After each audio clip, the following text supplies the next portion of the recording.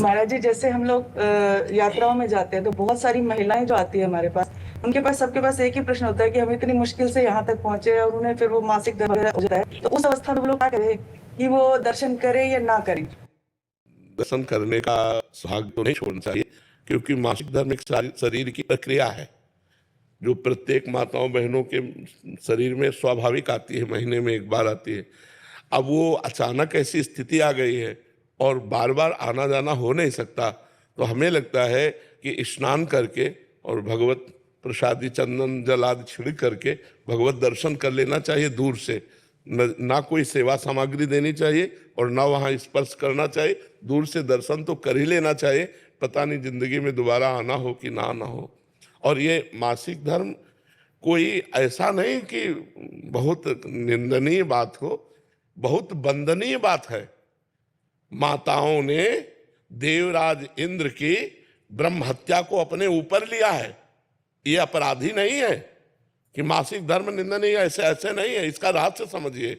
जो माताओं में मासिक धर्म होता है, देवराज इंद्र त्रिभुवन पति है और उनके द्वारा ब्रह्म हत्या बनी वृत्तासुर के मारने की, तो उस ब्रह्म हत्या को ब्रह्म ऋषियों ने विभाजित किया।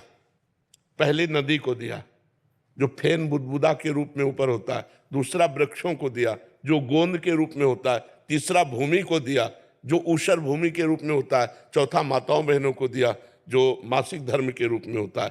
तो ये इनकी वंदना है कि इन्होंने त्रिभुवन पति ब्रह्म ऋषियों की हत्या को इन्होंने अपने ऊपर लिया है, इन्होंने थोड़ा अपराध किया है। अब उससे लाभ से वंचित कर दिया जाए इनको, तो ऐसा नहीं, ऐसा नहीं। वो स्नान आदि करके पवित्र होकर यदि दर्शन कर ले तो सौभाग्य, क्योंकि बार बार तो जाना नहीं है। जी जी, बहुत मुश्किल हाँ है। हाँ, नहीं, हम इस बात में स्वीकृति कि आप कुछ भेंट नहीं दे सकती, आप कुछ छू नहीं सकते, लेकिन दूर से दर्शन करके अपना जीवन सौभाग्य तो संभाल सकते हैं। क्योंकि इतनी मेहनत करके किसी भी धाम में सबके पास इतनी अर्थ बाहुल्यता नहीं होती।